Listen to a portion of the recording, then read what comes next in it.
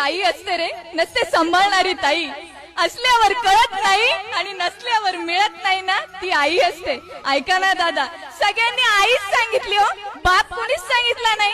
श्यामने देखील आपली आईच सांगितली, त्यांनी देखील आपला बाप रेखटला नाही.